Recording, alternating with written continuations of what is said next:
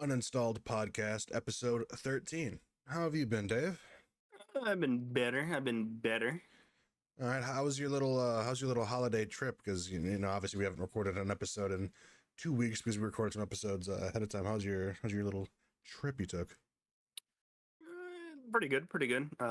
One of my Christmas gifts that I fucking ordered still isn't here. Tell So that's fun. tell us a little bit about that book that you got for Christmas. So I um I don't remember what episode it was that we talked about Quan Mills, but I remember um that we were talking about Quan Mills and how we wanted to read a certain book. Your boy got that book for Christmas. It is called This Hoe Got Roaches in Her Crib. And I'm very surprised because it is a very good book. Oh yeah, I mean, I actually got some pretty good shit for Christmas this year. I was kind of surprised. My family kind of dropped a big bag on me. Hey, yo. What you get? I mean, I haven't talked about it much on the podcast, because no one cares about hockey really. But I'm a hockey fan. I'm a Edmonton Oilers fan. And I got a really nice. Talk about hockey. True. Y'all got fucking dog walked by the Maple Leafs somehow. I don't know how the fuck you managed to do that. That's fucking facts, bro. I don't know how you managed that, but I got a really nice Edmonton Oilers jacket, like a varsity jacket. It's fucking sick, dude. I've literally worn it every day to work this week. Hell yeah. Everybody knows you're a fucking Oilers fan.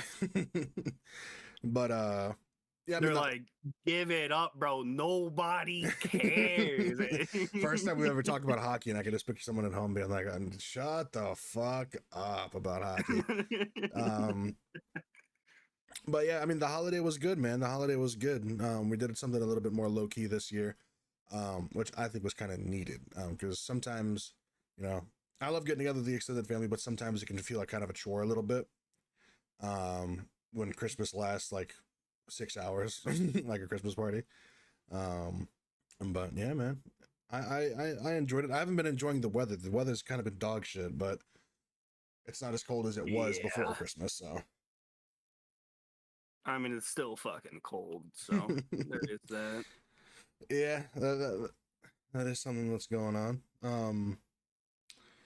But yeah, man, I've been. I know you haven't really been doing much streaming, making videos. I've actually made a little bit of a comeback. Since the 22nd, I've put up 5 videos, which I'm pretty happy with. You know, I think that's what did I upload over 10 days, 5 videos, so basically every other day.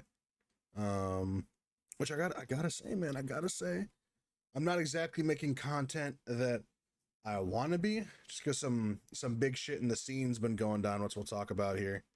And I felt like I had to make some videos to talk about it. So, obviously, Dave, I don't think you were ever into trick shotting or sniping, right? Fucking rebrand our podcast to the Call of Duty podcast at this point. Holy shit. But no, I've never really been a big like a trick shotting guy. Okay. I know you heard about this, obviously. FaZe Clan has completely fell apart. It no longer exists, pretty much. The only person in FaZe that has not said that they're leaving is Jev, which is hilarious because he's just been making Elden Ring videos. And I'm not gonna lie, bro. Who's the dude that fucking ran that shit? Fucking Ruggs or fucking whatever his name was. It was Banks, and then Banks got kicked out because he like scammed some people in some crypto shit, and then FaZe Rug was running it. Yeah, it's low key all his fucking fault, bro. Like I'm not gonna lie. Like, how are you, as a fucking person, or like as a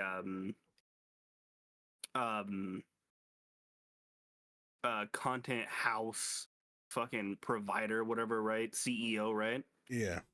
How are you not taking a portion of everybody's fucking ad revenue, whatever the fuck, whenever you have so many people, bro, it is all your fault. It all went fucking downhill, bro. Like, Yeah. you can't say shit. It's literally your fault. From the sounds of it, I think a lot of it rests on Banks' shoulders, and Banks notoriously cannot take accountability for anything. Yeah, because that's the one that went up on fucking Twitch and was like, "Oh yeah, bro, like I wasn't taking like fucking ad revenue and shit, right? That wasn't Rugs."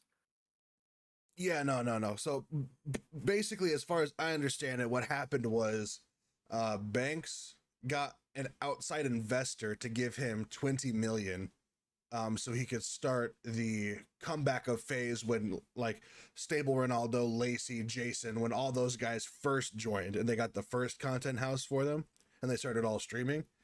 And I guess since then, Banks has been in debt to this guy for that money. And when they got all these guys signed on, they were not taking any of their money. They were just letting them grow, focusing on growing. And then now that they got big, that guy needed to obviously, get his money back. He needed to get a return on his investment. So they tried to adjust the contracts so that the guys would be giving up 20% of, I think it was their profit across the board, to the organization. And they said, no, we're not doing that, which I fucking don't blame them. I think if you're going to take on $20 million of debt, it should be known from the start to like, hey, you guys are going to have to pay us back. Like, we're investing $20 million into you guys and we're going to need to get that back, Yeah. rather than just, you wait until they're big. And also like how bad of a business decision is that, where it's like, I'm going to help you become a millionaire. And when you become a millionaire, I want you to give me $1 million. And it's like, well, they're a millionaire now. And they're like, well, I don't need you anymore. Fuck you, dude. I'm not giving you your money. You know what I mean? Yeah, it's all your fucking fault. Your investment fucking went downhill, bro. Like, take accountability for it. You're the issue. Yeah, I am curious if there's some kind of case for FaZe defrauding sponsors. Because with the whole view botting thing that came out, it would be FaZe in some way. Yeah, because one of the bigger like FaZe guys was like the main dude fucking view botting. I do remember hearing that. Yeah, because these guys were a part of like a subdivision of FaZe that Banks and this investor started, which was basically supposed to be a talent agency. So that agency would be the person who was botting the views. And I'm like, if you're getting sponsors based on the views that you're allegedly getting and you are botting those, isn't that defrauding the sponsor because they think they're getting something that they're not? I don't know if that's the thing, but all I know is FaZe is dead and it's never coming back. So Yeah, it's done. yeah, I would honestly like to see Jev just not even address it. I said in one of my videos over this last week Technically, now wouldn't fucking Jev fucking be the CEO? Actually, yeah, he might be. He's the only actual guy on the fucking media side now that's still in there. But I had said in my video earlier this week that low-key my conspiracy theory is that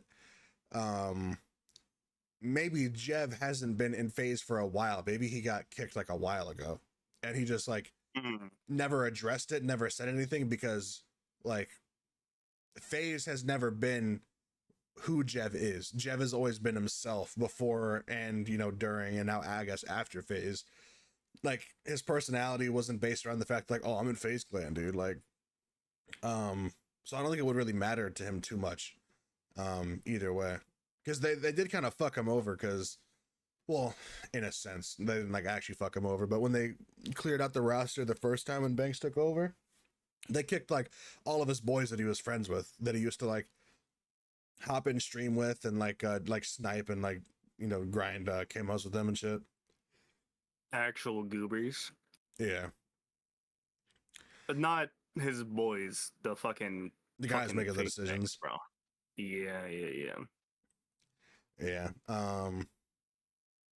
It's not looking good for FaZe, but I mean, I think there could be a comeback in the scene assuming that these other organizations that were popular back in the day can get their shit together and pull up their big boy pants, because Obey just made a comeback. I made a video about that too, and like I guess that they got bought earlier this year for 100K by a crypto bro, and then I guess he threw a bag at these guys that were leaving their teams throughout this last week to get them to sign with Obey, and now they're like making a push to like bring it back to what it used to be.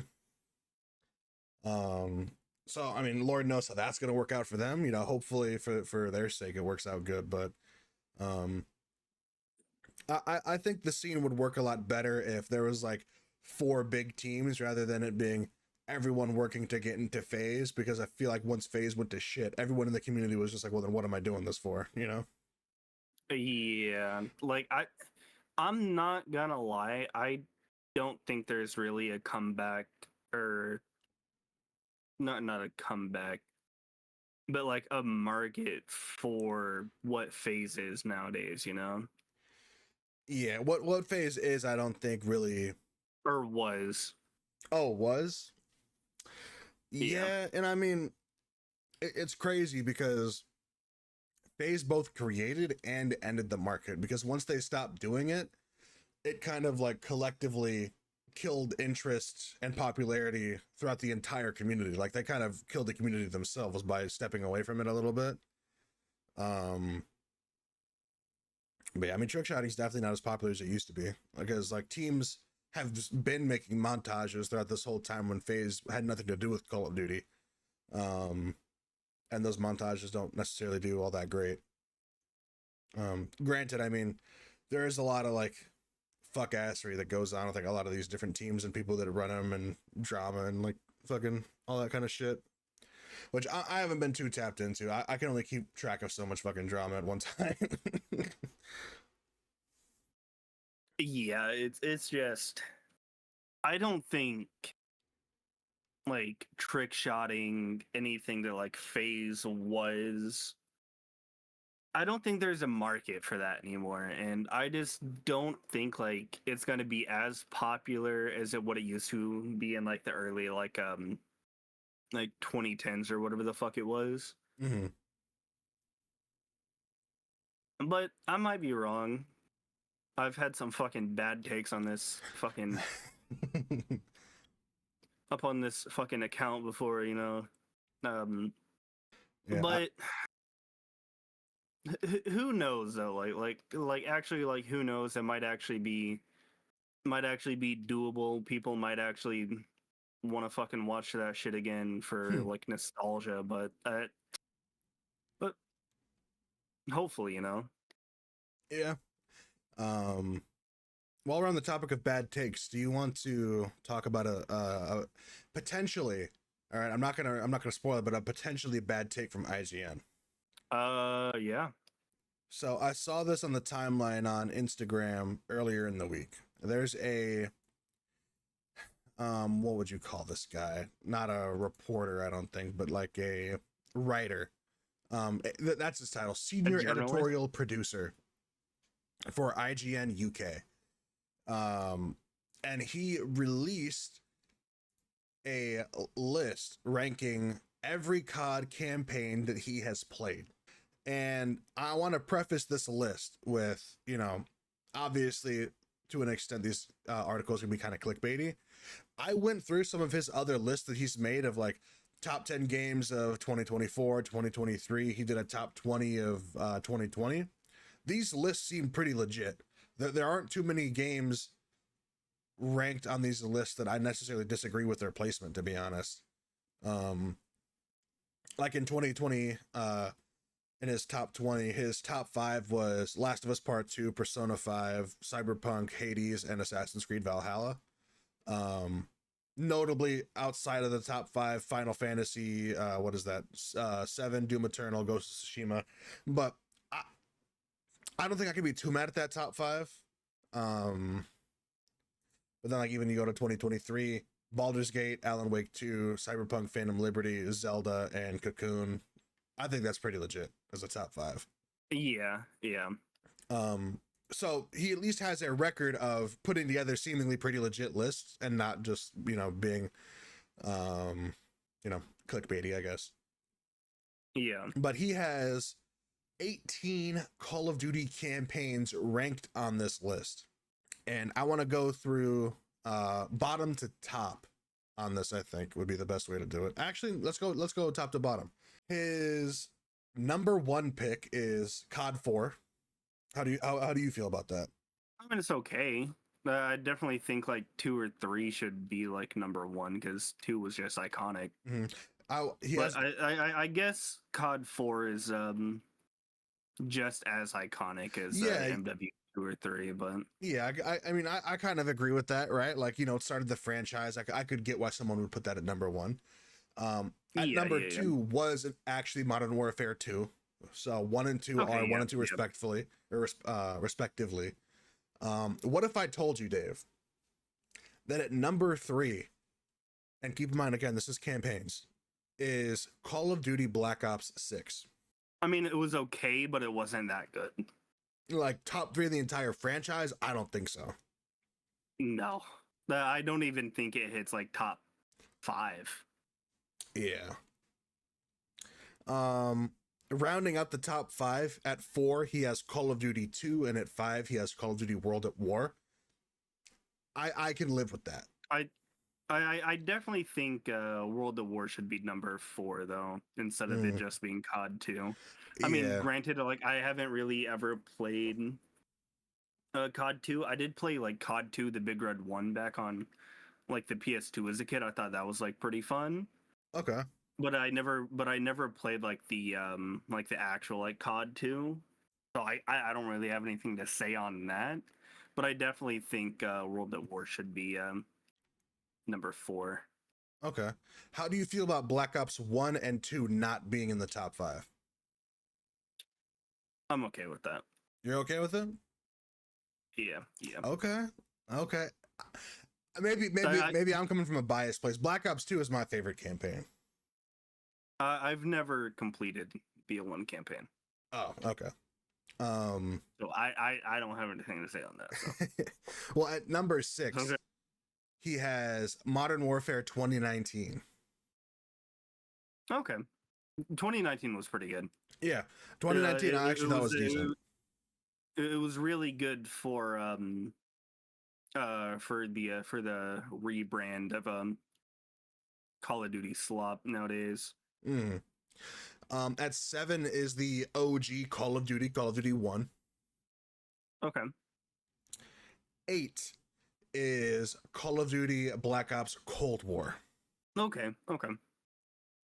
I thought Cold War campaign was pretty good.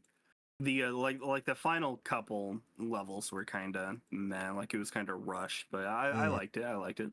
Okay. One that I honestly think could probably have been like a spot or 2 higher, if we're strictly talking campaigns. At 9, Call of Duty Modern Warfare 3. That's kind of low. Right? I mean, I thought it was a little bit low. So I asked you, once we got to the top, out of the top 5, how do you feel, again, about, since you haven't played Black Ops, how do you feel about Black Ops 2 not even being in the top 9 best campaigns of all time? Diabolical. Like, actually fucking brain dead. Rounding out the top 10, he has Call of Duty Black Ops 1. So no Black Ops 2 in the top 10. That dude needs to get a reality check, because if fucking Black Ops 7 is going to be placed over Black Ops 2, he needs to get a fucking reality. I was going to say something worse, but I had to fucking stop myself. I will say, if it makes you feel better, Black Ops 7 is not on this list. It has not been updated for Black Ops 7. Okay. Good. Presumably, we could just say that that's in the last spot. You know. Okay. At top 11. Yeah. or it's in the 21st slot. There you go. Yeah. At number 11, he has Call of Duty World War II, which honestly, I think Call of Duty World War II campaign is a sleeper. I think people sleep on it. They don't put enough respect on it. Yeah. World War II's campaign was really fun. I liked it. Mm-hmm. I mean, World War II in general, I really liked. Yeah. the the multiplayer was low key hated. I like it because I got the fucking 3-line rifle whenever you were fucking Oh grinding my that bitch for god, fucking dude. years, bro. All I wanted was the 3-line rifle, and I never fucking got it, dude. But yeah, definitely a sleeper. I thought that that one like sandbox map where you were literal Oh fucking like yeah, toy soldiers was kind of fire. I like that a lot. hell yeah. I will say, Definitely a sleeper. yeah, there is a lot of like really good campaigns. I could see that being just outside the top 10, like he has it. For me, maybe this floats around like maybe 8, 9, something like that. But I don't think that's a I bad was placement for it. like around like 7. Yeah, I was gonna say 7 and then the number before that, but I was like, I don't want to make that joke on the podcast. Yeah, I mean we already have too many fucking times. Yeah. At number 12, Call of Duty 3. Okay. I remember the third campaign being really fun. Okay. I remember watching it back in the day on YouTube whenever I was just a jit. um, at number 13, we finally have Call of Duty Black Ops 2. I It's think, definitely too low. yeah, definitely too low. Like most people, I think this is a top 5 lock. It being outside of the Yeah, top 10 is disrespectful beyond belief. I feel like for me, since I didn't play one, I don't really have like all the context clues to what two beholds. Yeah. But by itself, no context from the first one, I thought it was really fun. Mhm. Definitely a top 5 at least for me. Yeah. At 14, we have Call of Duty Vanguard. I think this is a little bit high for Vanguard. Yeah. Apparently Vanguard's was a fucking sleeper too, but Vanguard just fucking sucked, bro. Yeah, I mean, I've Like the MP just sucked. I've heard people say the campaign's a sleeper, but I never played it, but I've watched like a playthrough of it, and I didn't really care for it, to be honest. But again, that's just me. This is all personal preference. Um, at 15, Call of Duty Modern Warfare 2 2022. At 15, personally, Yeah. I think it's a little low for me. I really like the campaign. Well, I say really liked, relatively speaking, because this is like in the You era like of any COD campaigns. campaign. I actually don't. There are campaigns that I don't like, believe it or not. But I will say, I don't know if you've been paying attention to what we've put on this list so far. I think it's a little low, but it being in front of some other games on this list, I think is completely like asinine. It's Yeah. fucking Yeah. Like this dude's list is progressively getting worse. yeah. Because what if I told you? I'll give you. I'll save the last one on this list for last. Because it's actually kind of a W selection. What if I told you that he put Vanguard and MW2 2022 in front of, at 16, Call of Duty Advanced Warfare and 17, Call of Duty Ghosts? Yeah, that's ridiculous. To me, like, I love the story, like the story arc, the plot of Ghosts. I think Call of Duty Advanced Warfare's campaign is one of the most iconic campaigns of all time in Call of Duty. I might even put it top 5. Yeah. I mean, probably not for me. But Ghost was definitely maybe like 6. Mm-hmm. Um Advanced Warfare's might be around like 8 or 9 just because I don't really remember it like that too crazy. Yeah. But this dude's fucking takes like he needs to get it together because even as somebody who doesn't remember Advanced Warfare's campaign, I thought I remember having fun. Mm-hmm. Like And this dude's just visually, over it here was putting just fucking stunning. Vanguard over it. Vanguard? This And fucking dude. Ghost AW, Black Ops 2, World War 2, and MW3, and Black Ops being behind Black Ops 6? Yeah. Diabolical. Yeah, and W pick, in my opinion, I'm sure you'll agree, at 18, which is the last spot on the list, is Modern Warfare 3 2023. Oh, was fucking BO3 just not on the fucking list? Yeah, these are the campaigns that he has played. Oh, gotcha. Yeah. Who hasn't played BO3's campaign, bro? That shit's been out for a decade. What do you mean? Okay. Okay. Yeah, I mean, I'm looking at this list right now and just comparing it.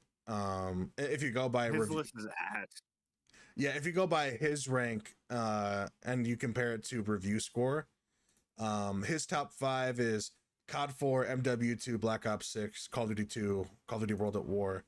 If you rank it by review score, it's MW2, COD 4, Call of Duty, Black Ops 2, World at War. That sounds a little bit better to me.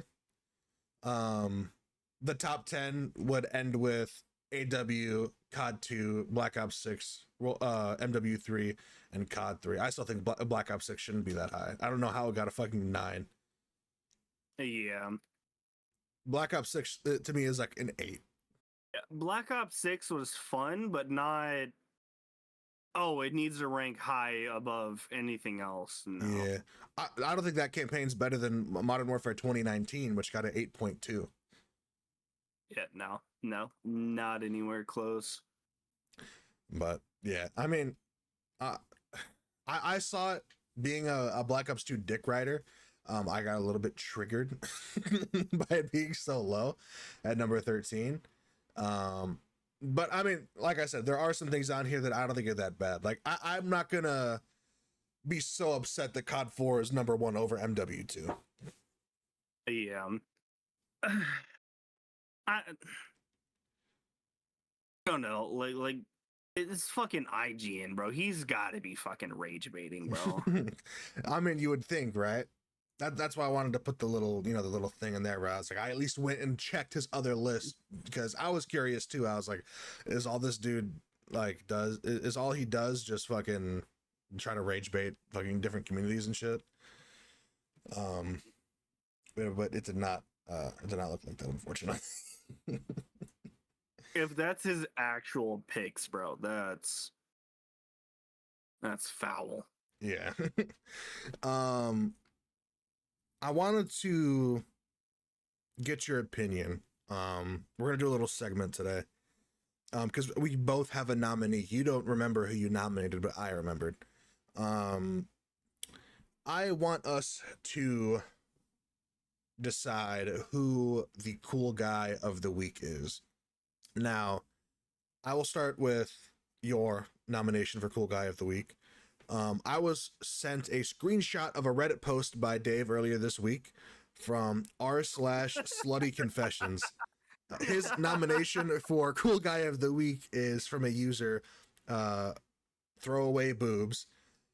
I, 25 female, gave a blowjob to my friend for 1 million bells in Animal Crossing yesterday. It's a bit awkward between us since, but I have no regrets. My island looks so fancy now. How do you feel your selection stands up for potential of being cool guy of the week?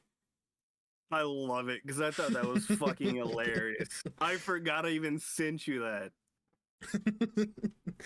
I don't think I came with heat that I should have, but this was the coolest guy of the week that I could find. Just looking through Instagram throughout the week.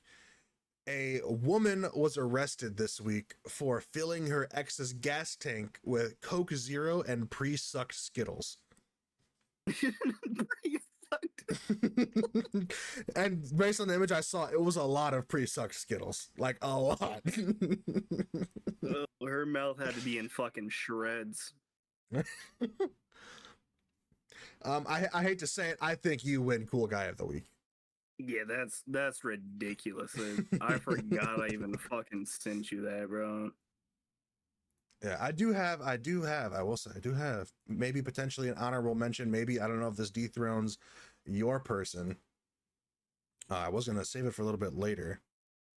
Cool Guy of the Week. I believe this is from my mom. Also from r/slutty confessions from a user named Congrats65. I, 36 female, had anal sex with my 27 male neighbor to get a new family computer for my son. Damn. So, I mean, honestly, sounds like a W, mom.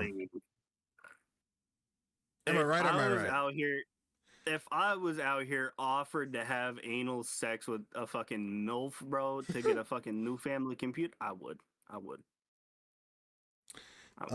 There's a little bit of a story with this. So my son is getting to the age where he really likes computers and video games, but also programming and doing other stuff with them. I wanted to get him a new computer for a while. He has some older ones, but not meant for gaming. Money is tight, but I saved up a little bit of money, but computer prices have spiked as I put it off until closer to Christmas. My neighbor, who is sort of a finance bro, is well off. He hits on me all the time, but he has helped me out in the past with other things, and yes, we hooked up after he helped me out. So I asked him again, knowing he probably would help me out and want sex in return, but he said I would have to do something more and brought up anal. At first, I was just asking for a loan or $1,000 as I had saved up money. I told him if he only, I told him only if he pays for it all, which you do, the anal. And he said he actually agreed. He asked if I did it before, and I told him once when I was like 20, and that was enough for me. He said he always wanted to try it, but never had before. So last Sunday after church is diabolical. So last Sunday after church, I came over to pick it up, and I took it in the bum for the first time in about 15 years. However, I walked away, probably a little funny, but with the new PC. And today I have the happiest son in the world. If only he knew what I did for it. I'd fuck a 35-year-old MILF in the ass. Sandwich Pleasant 4420 said, your son need anything else?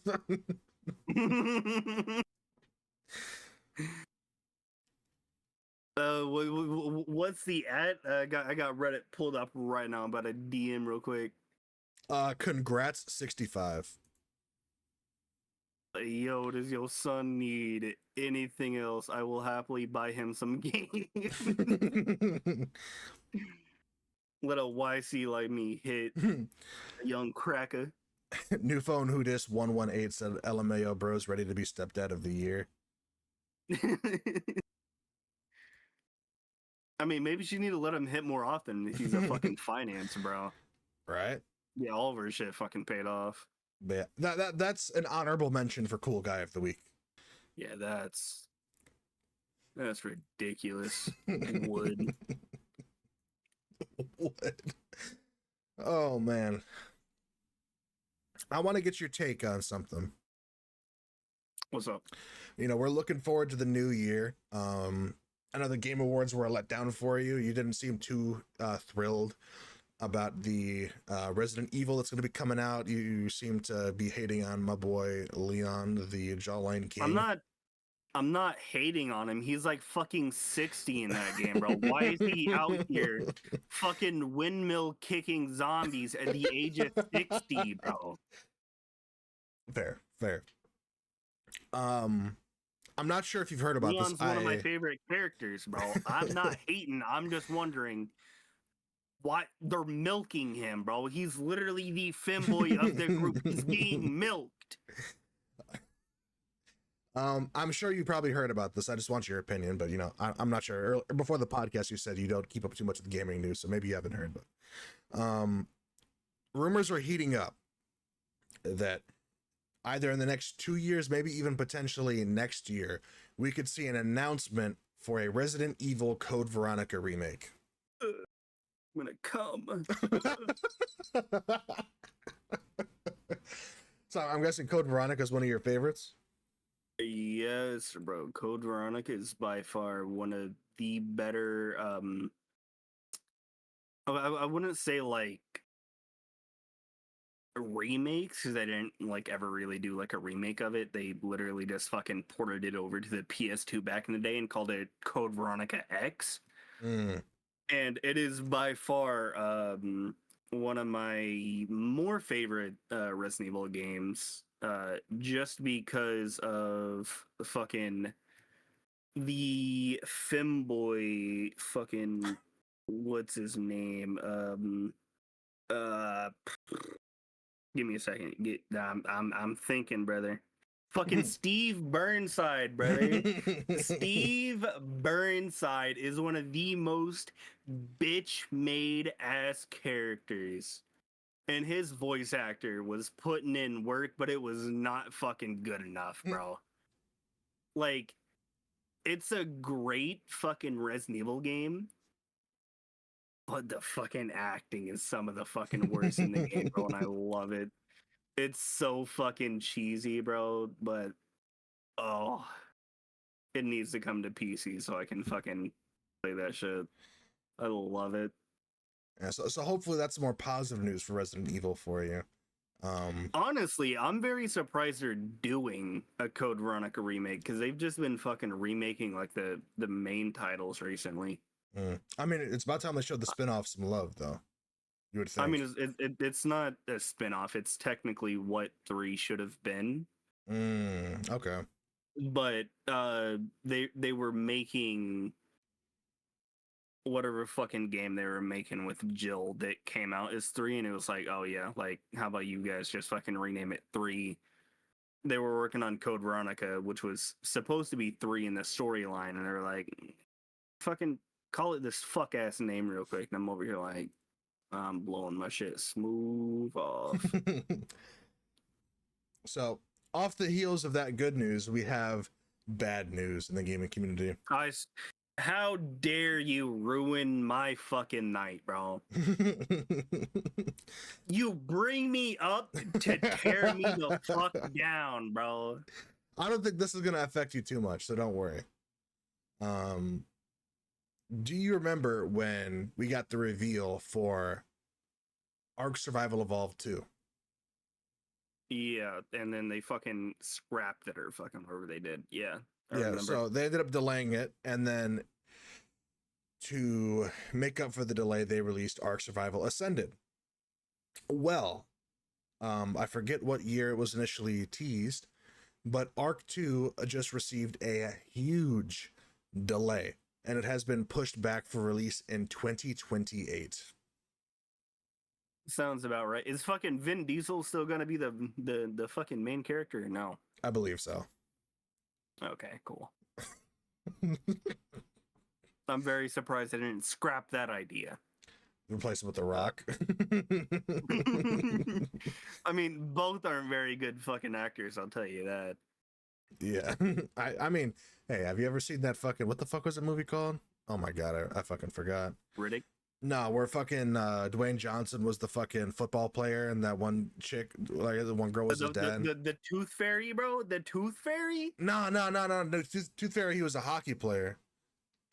Oh my god, football movie Rock. The Game Plan. Oh, yeah.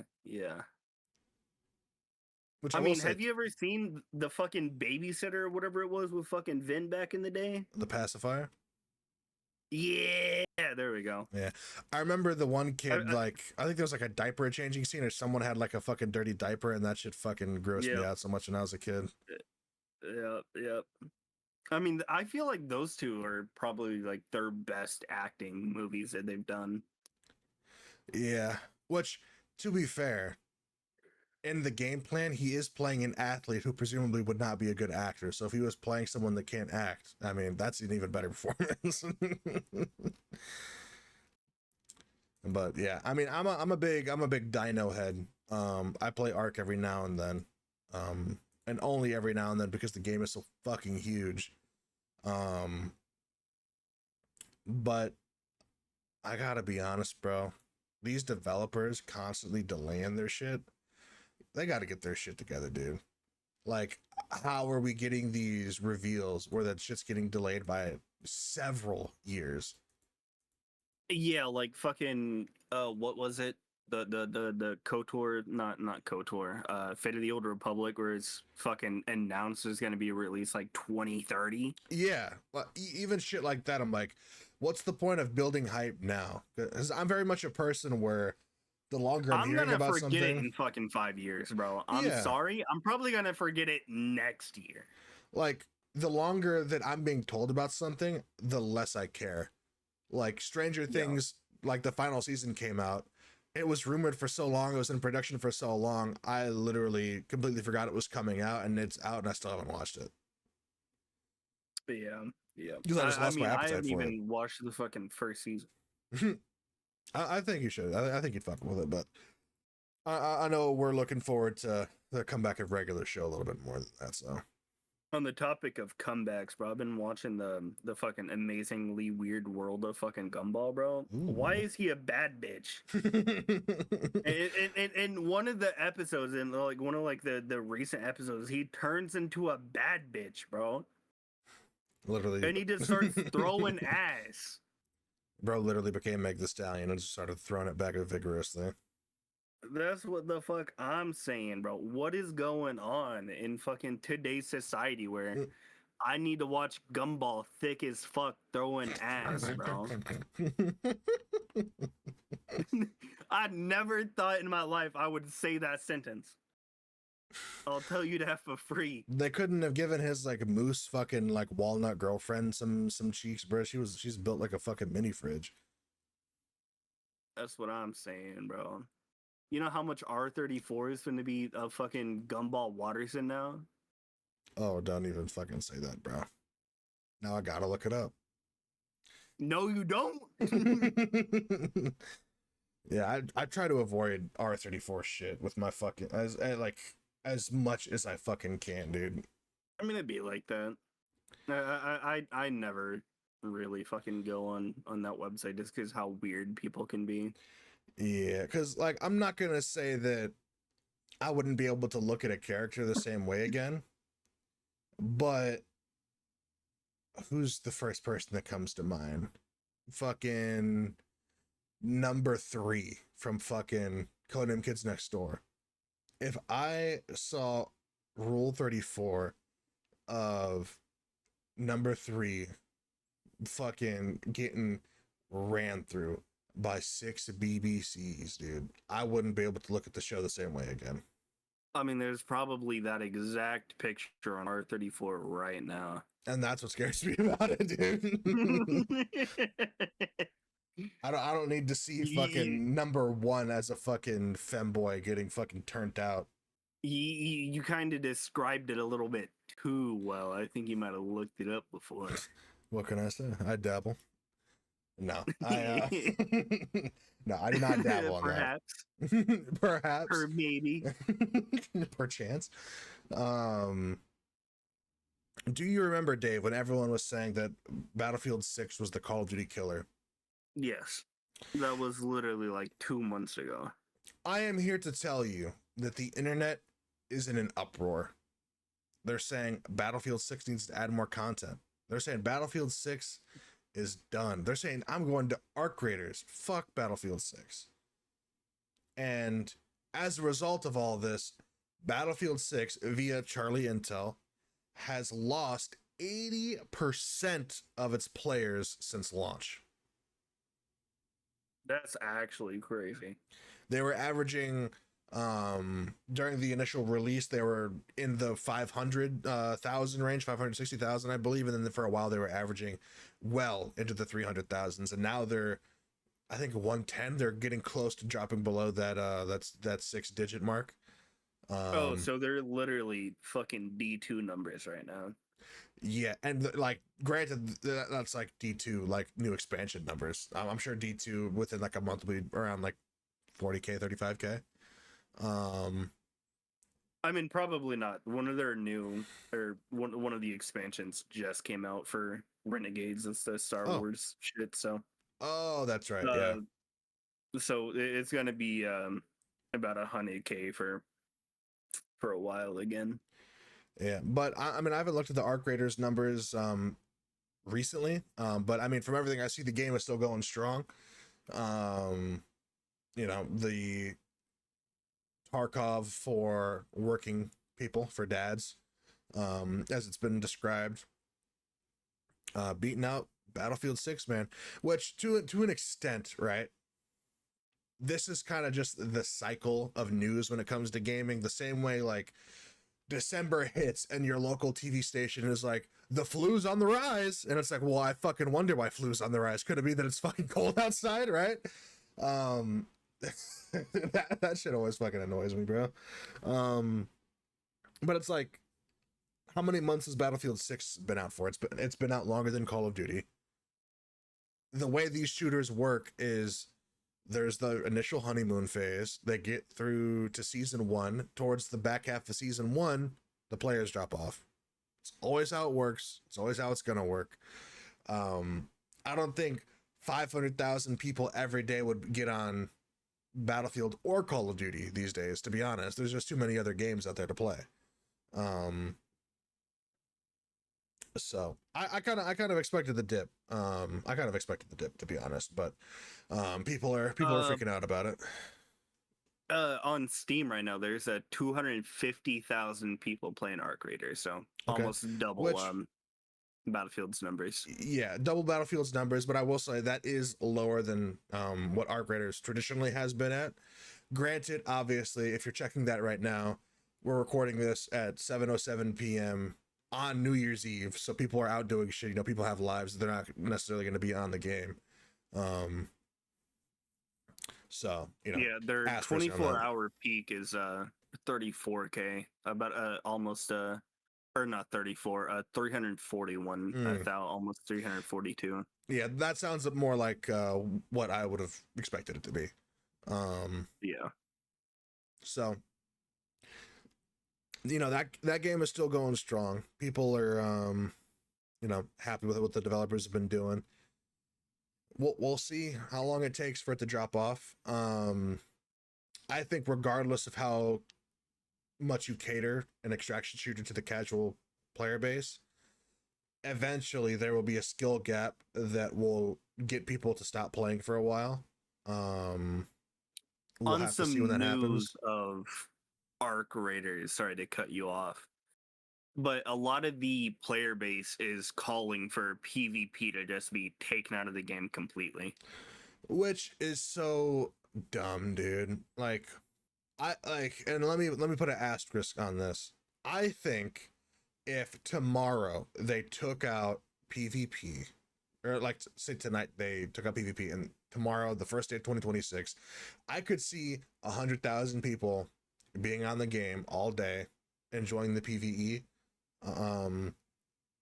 But you're going to alienate such a big base of players by taking out PvP that it would kill the game. Like, regardless of how the community feels, all these people that, you know, hate getting griefed and hate, you know, getting betrayed. Like, we've said it ad nauseum, both on this and on the Patch Notes podcast. That's a core part of these kinds of games. If you don't like it, these games aren't for you. It's gonna happen. It's a thing. Even in fucking Helldivers, you'll get fucking team killed and you'll get griefed, right? And that's PvE. I just think I'm trying to avoid saying it. Yeah, I mean, I'm trying to avoid it saying that's bitch made behavior because I don't want to be that rude, but like, dude, you're a fucking grown up, dude. Like, people are gonna kill you in video games. You're gonna take some L's. I've taken major L's in fucking video games before, dude. Do you know how much it hurts to run all the way from fucking Electro all the way to Tizzy, and then on your way back to Northwest from Tizzy after you found nothing, you get fucking killed by a bear, and you're back at the shore? You know how much that stings? You know how much that sits in the back of your mind? I in fact do. Like, these games, the appeal is the highs and lows. Like, the lows might be lower than other games, but the highs will be so much higher, dude. Because when you get that squad wipe, when you know, kill that fucking that fucking Chad running around with like an insane kit and he's got the best gun and you know he's got a key on him and now you're doing a key run.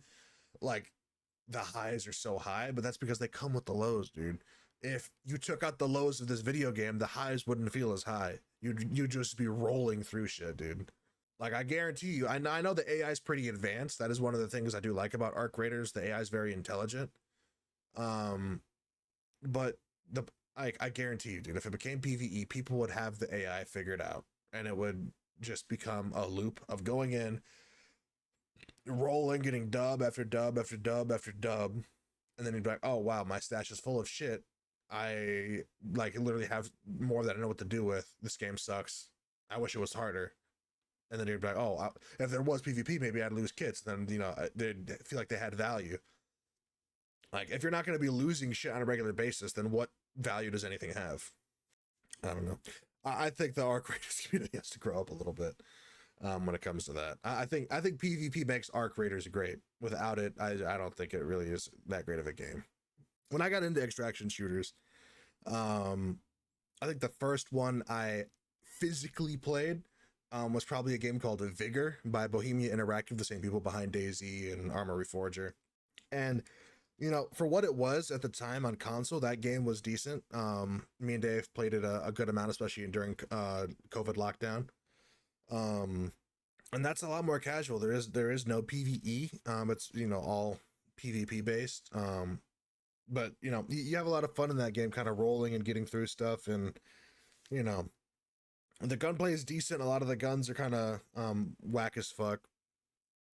But then when I get into a game like Tarkov, the losses you take in Tarkov compared to Vigor is a clear difference. And I think whether it's I'm playing PvP or PvE, you know, you pick your poison if you're trying to avoid cheaters. So you're like, I'm gonna just play against AI PMCs.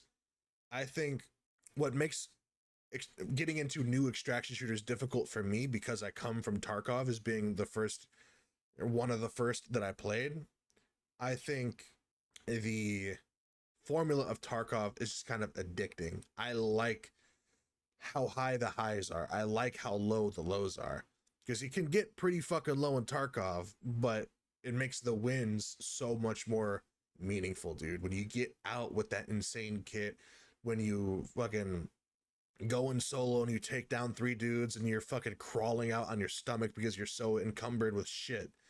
Like, those highs are the fucking best you'll ever experience in gaming. The downside in a game like Tarkov is the anti-cheat's not that great. You will run into hackers. And even in a game like Arc Raiders, with any game, I will always get the take that you would rather not fight people if it means fighting cheaters. I 100% get that. I will never argue with you about it. If you don't like playing against cheaters, I think that's perfectly normal. No one likes playing against cheaters. But I just fear in a game like Arc Raiders, it's gonna get too dumbed down. The more variables you have for different things to go wrong, I think it just adds to the experience of the game. If you're running through and you see other people looting, and there's never that bit of fear where it's like, is that person friendly? Should I go up to them? Should I not? I don't know. They're kind of, you know, they're not passing the vibe check. If you're just running around knowing that no one can do anything to you and that you're all friendly, like, what if someone is a solo in Arc Raiders that never wants to interact with someone and they're just like RPing as a loot vacuum, and you go up to them and they just ghost you? And then you're not getting that interaction in the community that you wanted in the first place, because maybe some people just get sick of it. Maybe the loop becomes too fucking repetitive, right? Because from what I have encountered in pretty much any game, is that there's gonna be some way to kill another player. Like even if it's like through like the environment, like people might like bait some like arcs over to like other players to kill them when they're not paying attention. Like, yeah, or if there's collision, you get like jiggle fucked off an edge or some shit. Yeah, there's always gonna be a way to kill other players with the environment. It's never always gonna be, oh, this dude's friendly, he's not gonna exploit and fucking get me bodied or something, you know? Like there's always gonna be a chance that like somebody's not gonna be the fucking player you want them to be, and they're gonna jiggle fuck you into a fucking sawmill or something. Like, Yeah. I think PvP is integral to that kind of game, and I honestly I think Embark knows that. I think this is one of the things that, despite a big chunk of their community saying they want this, I think they know for the betterment of the game that it's not going to be helpful to do that. And because of how early in Arc Raiders is, I don't think they can separate the player base like that. Because I think what you also create with that is kind of a situation that I think you're seeing with Call of Duty right now. Not to, the Call of Duty guy wants to talk about COD, but I think when you have a skill-based matchmaking playlist and then you have a no skill-based matchmaking playlist, I think, and declining player base and the lack of the widest spread possible in the skill pool is another conversation. Obviously, that's an outside factor of this, but when you're separating the player base between these two things, all of a sudden you take out the bottom percent, the worst players, and they're segregated into their own thing where all the worst players are playing by themselves. You cannot affect them at all. And then it raises the skill floor of the matchmaking of the PvP to where now it feels like everyone is a sweat, everyone is cracked, everyone is shooting you before you even go around a corner. And it will make the game less enjoyable because it feels so much more competitive. And I feel like right now where it's at is the perfect balance. You have so many people, you see it all the time, that want to work together and want to, enjoy working together against the arcs with other players in the community. And I'm telling you, it only feels so good because you remember the times that you got betrayed. You remember the times that you tried to be friendly with someone and they KOS'd you. If every single match was like that, it wouldn't feel as good. That's just it. To me, that is what it is. yeah. But, and maybe Arc Raiders can prove me wrong, right? Despite everything I say about the game, I'm open to it just being the greatest game ever created by man. But I'm looking across the entire industry through all the games that I've played throughout the entire time I've played video games, and something like what that community wants has never worked. It hasn't worked. Tell me a game that is strictly PvE that has had major success and has continued to set records and continued to thrive over time that is in the extraction shooter genre. Because if you're talking MMO, that's completely different. The loop of an MMO is different from an extraction shooter. Whether they want to shift and become a different, type of game is a different conversation. But, even in World of Warcraft, there's PvP, right? Yeah. I think any MMO has PvP. Yeah, and like the one MMO that comes to my mind that everybody goes to PvP in like MMOs would be something like not Dota 2. What am I thinking of? League? No, not League. No. Well, while you try to think about it, I wanted to make a point. I think a good comparison for Arc Raiders would be Sea of Thieves, because I've played Sea of Thieves with no other players. Like, there's no enemy ships. You're just going around, going to islands. Because I think Sea of Thieves is kind of an extraction shooter. I think that's exactly what it is. You're trying to get back with the loot so you can sell it and make advancements for your ship and your gear and your cosmetics and all that. And dude, when there's no risk that you're gonna lose your shit on the way back from the island that you just looted, it's so fucking boring, dude. Having that stress is integral to the enjoyment of that game. If there was no stress, how would you even enjoy it? If you knew that I just got to go to this island, kill a couple skeletons, get this chest, go back, and then all of a sudden, boom, my ship is completely decked out in one day of playing it. There's nothing left for me to do. Like, I think that's a pretty fair comparison, Sea of Thieves to Arc Raiders. I think that, is the best way I can kind of illustrate my point into two games that have similar loops. But did you end up figuring out what that game was that you were thinking about? Fuck no. I'm just gonna leave it there. Yeah. But, because I think, based on the comments that we got the last time we like made a point to, have one big discussion about arc raiders. I think people got the impression that we were just hating on the game to hate on it. And like, people can not like a game, at the end of the day. And I think once we illustrated a little bit more and we weren't so, I don't know, like blasé about how we were talking about it, they got it a little bit more. Because I'll always say this, like tonight I had some topics planned. I think half of the time we sit down, we hit record, and we just shoot the shit and we just talk. Like what we always envisioned for the podcast was the conversation to flow. Like when you're on the game with the homie, it's late at night, y'all are playing, and y'all are just shooting the shit. Y'all just bullshitting with each other, That's always the kind of vibe I think both of us wanted for the podcast. It's like, I'm not going to sit here and, like be careful with how I'm wording certain things or worry about, like, I don't want to be too harsh. Like how it comes out is just how it comes out sometimes. Maybe sometimes, maybe there's times where I'm a little bit too harsh about the games, I'll accept it. Right. But for what we're trying to do, I think people definitely got the vibe that we were just haters, and they also thought we were just fucking rage baiting. But it's like we didn't care for the game. We were engagement farming and rage baiting, bro. Yeah, that's what everyone said we were doing. Which, like, I don't know, man. I still stand by fucking idiots. Yeah, I still stand by that. If we really want to do engagement farm, we would hop on the train of people saying the game is the best game ever made. Like, we risk more by saying we don't like it than we game. Yeah. Like, I don't know. But ultimately, I definitely put a little bit more time in it than you did because I play with Steam Deck every now and then. Yeah. And I definitely have a fondness for it.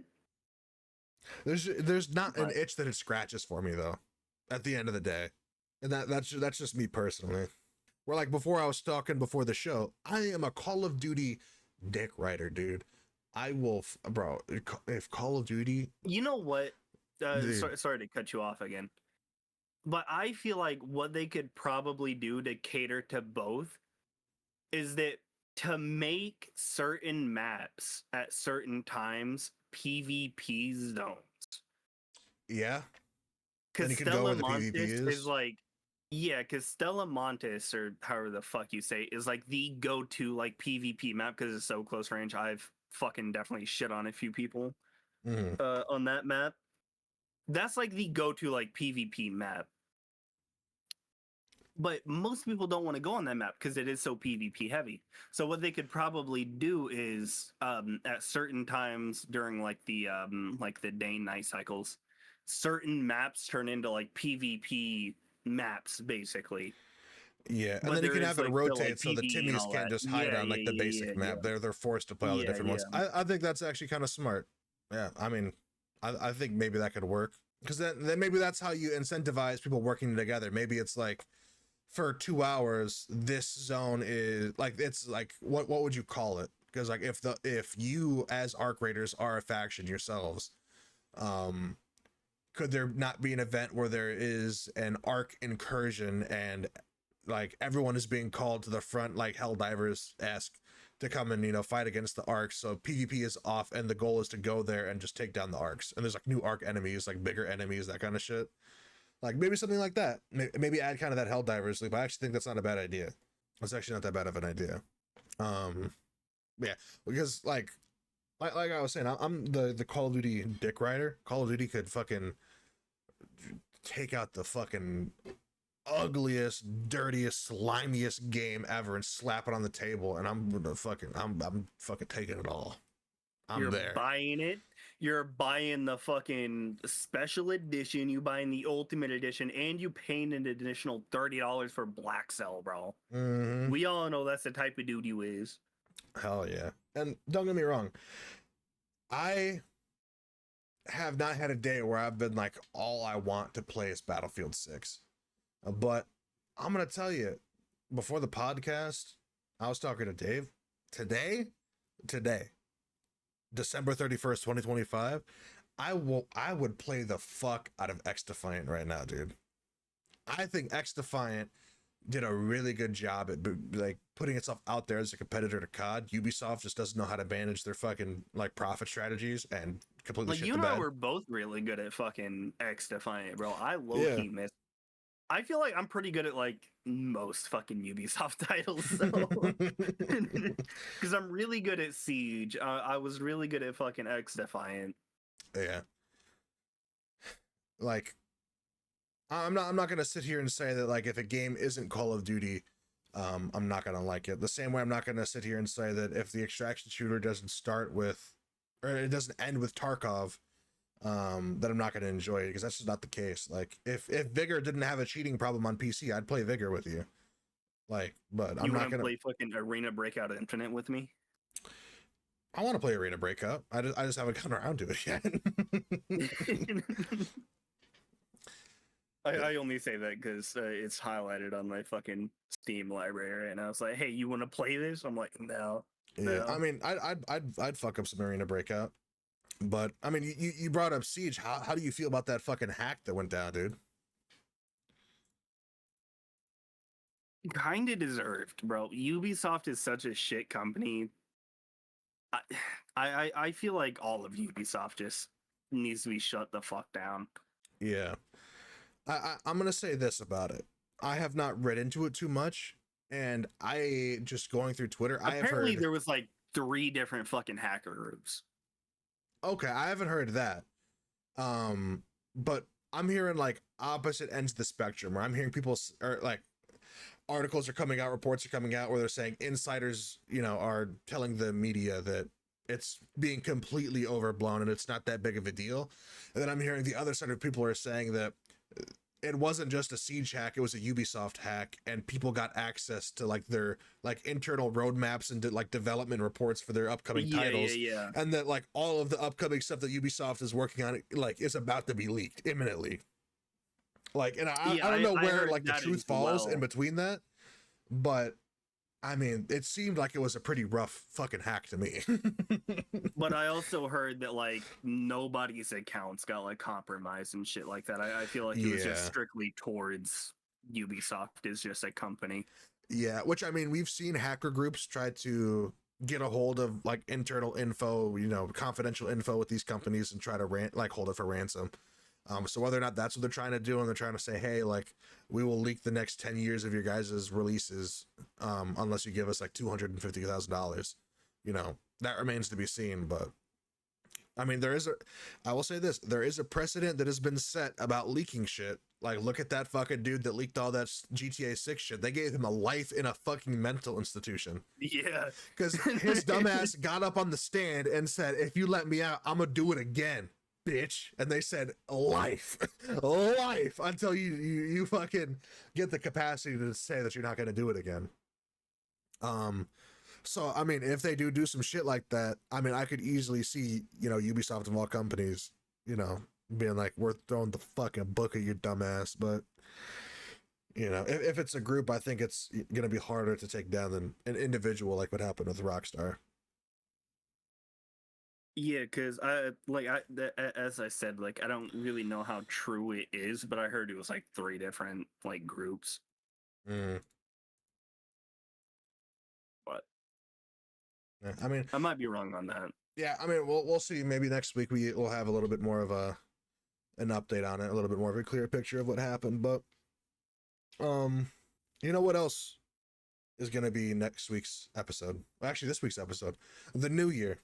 Obviously we're recording this on the 31st, but it'll be uploaded. This will be the first episode to come out in the new year.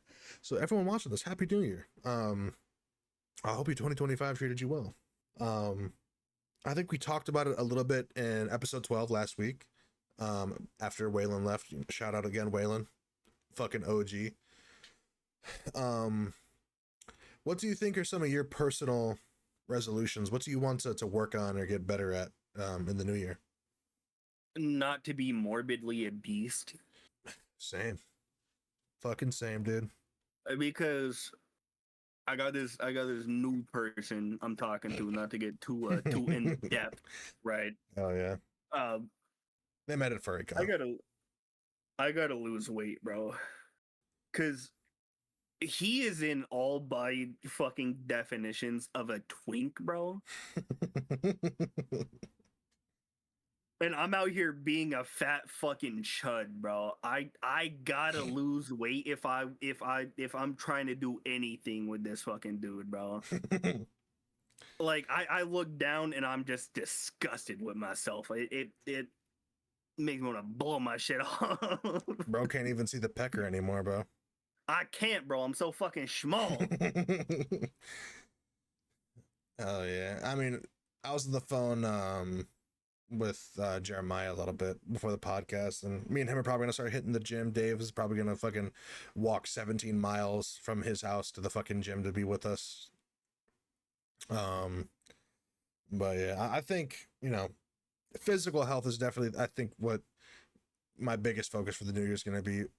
Honestly, more so than even weight, I think sleep. I need to start actually getting the right amount of fucking sleep, dude. Because I feel like for the last, when did I work at Amazon? Like 2020? 2021, I think. For the last 4 to 5 years, I think I've averaged 4.5 hours of sleep every night. Sounds about right. And let me tell you, it don't feel good. It do not feel good, bro. I feel like I have short-term memory loss. I feel like my critical thinking skills have declined. I feel fucking retarded. I feel that's why like I'm I've so mentally stupid, regressed. Bro. Yeah. Maybe that's why I'm so fucking stupid, is because I have really bad fucking like chronic insomnia. Yeah. I mean, I also feel like I have... maybe that's why my takes on Arc Raiders was so bad. Yeah, maybe. I'm also pretty sure I have sleep apnea, so I'm just like slowly, like, my brain is just losing brain cells every night because I can't breathe. So, you know, I'm gonna have to get that sorted out too. But I think physical health, you know, sleep is gonna be my main things. I don't think I've said it on the show, so maybe I can hold myself accountable by saying it. I think the most videos I've ever uploaded in a year on any channel that I've had, I want to say 20, and that's probably being generous. My goal for 2026 is to upload, is to upload 100 videos. That's my goal. I at least want to try to stream at least once a week. For the remainder, not the remainder of the year. It is literally fucking. It's the last day of the 7 year. o'clock. Yeah, just I at least want to stream at least once a week next year. Oh yeah, yeah. And I mean, I got to do a better job at editing. You know, I'm a lazy piece of shit, bro. I fucking hate editing. Yeah, no wonder why I'm a fucking chud. I got to do a better job at hopping on stream with you too, I think, because I want to start streaming. I was just kind of waiting to kind of get the foundation set and really get going on my personal channel. But I think, you know, because you're not involved in like the, you know, back end stuff with the podcast, you know, it's just recording. But I think, you know, still mutual goal for us would be to not miss a week at all next year, to make sure we get a podcast out, you know, the full whatever it is, that's like 52 episodes. That's what I thought yesterday. I thought that was our podcast day, bro. I was like, yo, is we getting this shit going? Because it was already like 7 o'clock, and I was like, what is this dude doing? Yeah, I literally left my room to talk to my family. Turns out I was just a fucking idiot. Yeah, I literally left my room to talk to my family, and saw your message. And I literally looked. Literally looked at them, and I was like, "This dude's fucking retarded." Yeah, I want to get 100 videos out. I think I didn't crash again. My fault. Oh, you're good. You want to continue what you were saying? I was literally having a whole fucking conversation. Thanks, internet.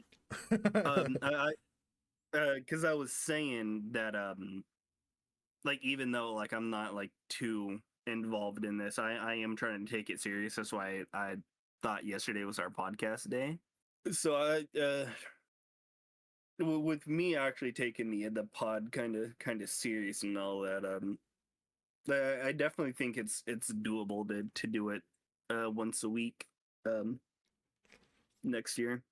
Yeah, I mean, we've done it for 13 weeks without missing a week, so I don't think, you know, an entire year is out of the question. You know, I think if we were gonna fail, we would have failed already, to be honest. Because what is 13 weeks? What did we last? Like almost 4 months? 3 months?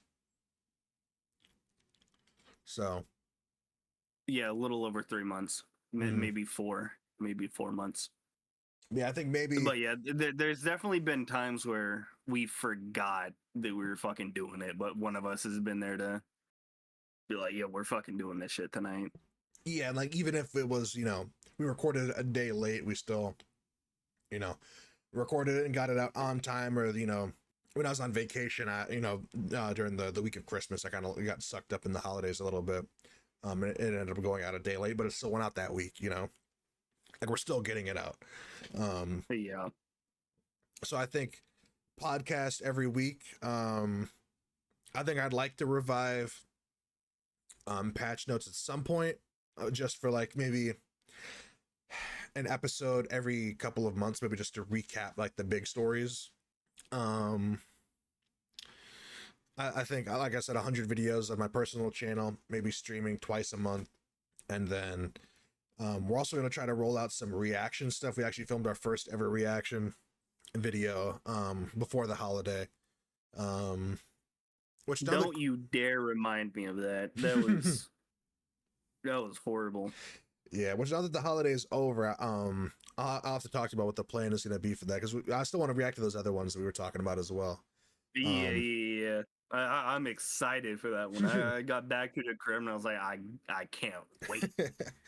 But yeah, and like we can talk about that off the podcast a little bit, because I mean, yeah, we'll discuss. We're not sure exactly where it's going to exist, because I was thinking maybe a little bit more. Do we start the Patreon arc? Because I know Waylon has a Patreon. I was like, do we do that from the start as well? But that's a different topic for a different day. Yeah. But I think if I could sum up my goal, I think everything kind of falls under the umbrella of consistency, being consistent, keeping my word, that kind of stuff. I'm also, gonna try to be a good producer and try to make sure we get some, some good variety of guests. I'd like to honestly see 20 new guests outside of like reoccurring people in the new year, but I don't know how realistic that's going to be, because you got to find people that want to come on. Yeah. But yeah, I mean, I'm excited about the new year, to be honest. I think I came back at the right time at the end of the year after, fucking Black Ops 7 pissed me off, and then the holidays came and I just lost track of time. I stopped uploading. I think I came back at the right time, and I've built the momentum I needed to start the new year on the right foot. And I'm feeling good. I'm feeling good personally. Do you have any idea of what you want to stream for your streams this year? Probably just anything I'm really into at the time. Okay. Because I definitely want to get Metaphor going. Yeah, because I know you're kind of doing the 0 to hero thing pretty much, where you don't really have a schedule right now. I don't think you've streamed for a while. I haven't streamed in, let me tell you, I think it's been at least a month. I mean, that sounds about right. I would have said 2 months, to be honest. My fucking internet's being ass again, goddammit. What is going on? What is going on with my shit tonight? Like, actually, like dead ass. Do I have to restart my router, bro? Goddamn. I mean, while you're figuring that out, yeah, just a month ago it was No Man's Sky. I do have to fucking get back on that. Yeah, completely forgot I was fucking doing that. I mean, I think once a month is a good starting point. I think, like, obviously it's easy to build off. It's like literally like the minimum, but hopefully you'll be able to find. Because I was streaming like pretty like consistent for a fucking while. Like, yeah, I had 3 streams last month. I had 2 months, 3 months, 4, 5. One of your fucking VODs has 89 views. Yeah. Hell fucking yeah, dude. Good shit. I didn't even fucking know that. Which one is that? Cyberpunk 2077, but it's 77% Gooner mods. Yeah. I forgot about that. People love the Gooner shit, though. But yeah, I think what I hope for you, and like this is why I'm like I need to start streaming with you, is I really want you to find some shit that you can like build on, and like, if you're playing through a game, you stream it throughout the entire course of like whatever, it takes 16 hours to beat the game over multiple streams, or like, you know, whether it's us playing, you know, whatever game, you know. I'm definitely gonna try to get on stream with you a little bit more because, like I said, I want to try to stream like twice a month.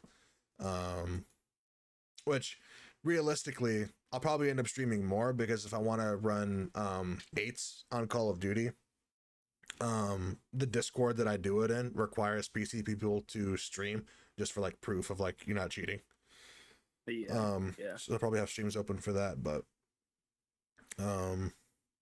yeah, and who knows, maybe if we pop off, maybe our first thing as a business enterprise can be paying someone to edit for you. That way you can actually make videos. Because People Lord have to start knows, fucking paying you.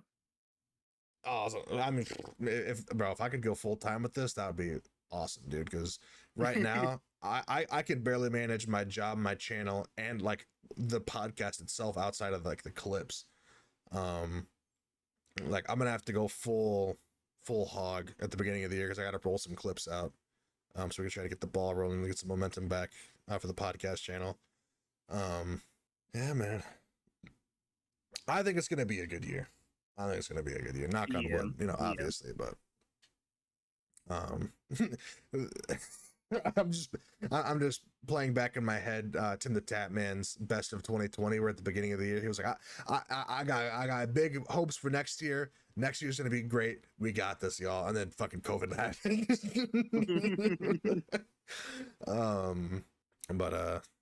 But yeah, man. We're cooking. We got some stuff coming, but I mean, I know it's a little bit of a shorter episode, but I mean, do you want to wrap it there? Oh yeah, we can. I'm not too upset about it. All right. Well, thank you for listening in 2025. We are now in 2026 when you're seeing this. Hopefully you'll be with us throughout the year along the journey. And with that being said, this has been the Uninstalled Podcast, episode 13.